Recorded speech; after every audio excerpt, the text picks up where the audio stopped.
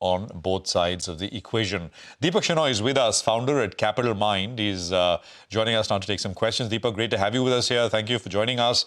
You know, we'll put out the LIC expectations with Yash in just a bit, but it's a name that I think we've spoken about in the past and a name that you still own, Deepak? We still do in the PMS, yes. Thanks. What's the... By the way, life insurance companies have gotten a real boost over the last couple of months. Stocks are significantly higher. LIC, I'm not very sure, though. The private guys have all done quite well. What's the prognosis here, Deepak? So I think in the longer term, the idea on LIC has largely been that it's relatively undervalued compared to the private insurance pack. One of the good things about it is it's changed its accounting standards in the to become more oriented towards how private insurers value themselves or value their earnings. And more of the earnings have started to accrue to shareholders. Now, in the last quarter, this is the Q4 of FY25, the results are still due. But I think one of the things that they have done very interestingly is that, they have this mix of participating and non-participating policies. Non-participating is where a large amount of the private insurers play, whether it is term plans or money-back policies and so on. These are non-participating policies. You get a fixed kind of a return or a certain type of insurance, and you get your money. If you, in a term plan, if you, for instance, don't die and the policy matures, you don't get anything back. So the money entirely which has been kept for the risk goes as profit to the insurance company if you don't die in that period. Versus participating policies are where the profits made on the investments made by the insurance company are effectively participated in by the policyholders. The participating policies, the profit that is taken out is usually roughly 10% of those profits accrue to the shareholders of the insurance company. Rest goes to the policyholders of the insurance company. And LIC was earlier not sharing anything at all to the shareholders because there were no shareholders. There was only the government. And now it has slowly inched that up from 0% to 10%. This year, the last quarter will contain the participating policies profit, which is usually why LIC's last quarter profits are usually much higher. So we believe this year it should come to a full year of above 45,000 crores. So a big profit is expected in the last quarter. And hopefully that will mean, something of the order of either corporate expansion or dividends. One of the two, I think both of them will come from LIC as an announcement. They've said that they will announce the dividend numbers as well. So I think that will, positively shape how benefits accrue to shareholders. And I think that benefit has been increasing over the last few years, and perhaps this year and the next year is when those benefits will reach true accounting standards in that sense, and therefore true shareholder value. That is why we like that space. Though the insurance space has been struggling for a while because of a lot of rule changes and a lot of tax negatives that have come in, but I think those have also settled in to a large extent. I believe still India is underinsured, so there will be a lot more growth of the overall industry, and LIC has a lion's share of that market.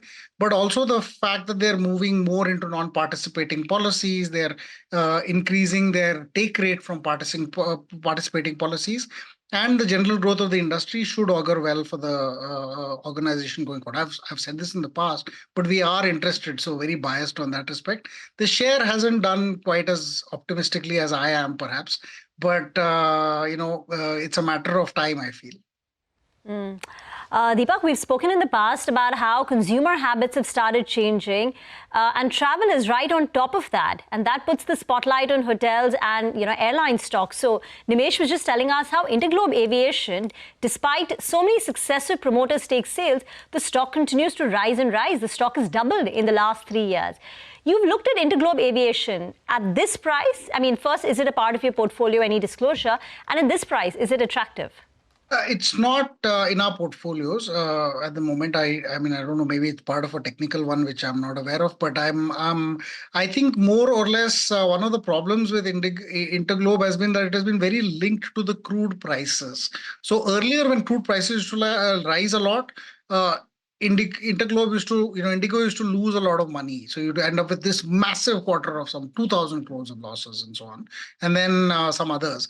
Now, I think they have a little bit of changes in some of their, perhaps their ground handling pieces and some of the other things that are coming. And their promoter stake sale is a second big thing because the promoters have been consistently selling.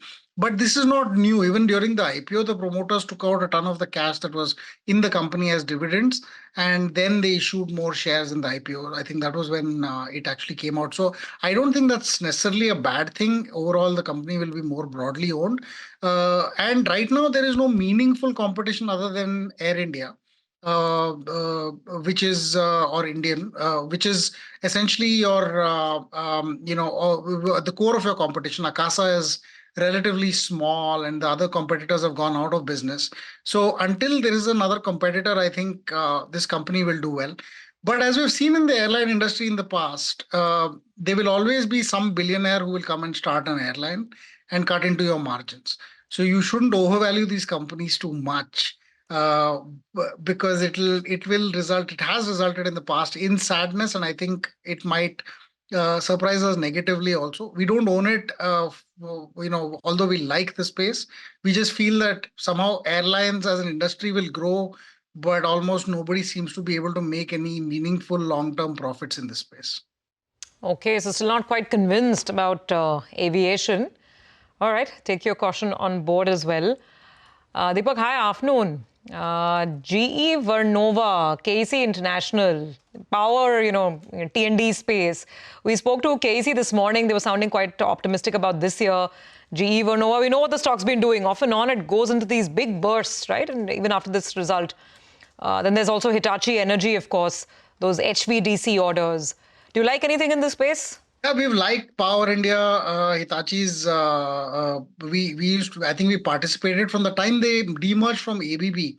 The stock listed at 900 rupees during COVID, actually, around 2000. And now it's at, 17,000. So it is quite a remarkable run from that time, despite economic profits not meaningfully having yet been demonstrated in the firm's books. We did exit from it a little bit earlier this year, but we've gotten into more players in the T&D space. I think the idea of the T&D space will actually do really well. HVDC is useful because much of the renewable power produced can be moved in HVDC formats much better, and DC does not lend itself to easy transmission. That's why you convert everything to AC and then transmit it, right? So losses tend to be bigger. So the equipment required is more sophisticated when you want to high voltage DC. And what is really what a 12-volt DC can do is probably something that you'll need a much higher voltage on an AC network to do in the first place. So efficiency metrics are slightly different. I think this is a very good space to be in general in the transmission space. I'm not so interested right now in generation, but transmission and distribution tends to be, so equipment manufacturers, EPC players, some of the EPC players in this area, and people who benefit directly from the transmission part of the ecosystem, I think are where India's near-term future will lie. We should get more generation in the next few years, and perhaps 4 or 5 years later is when generation will start doing well. Okay, so till then, play the transmission, guys. Got that point.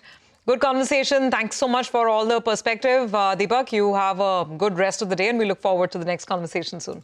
Thank you very much.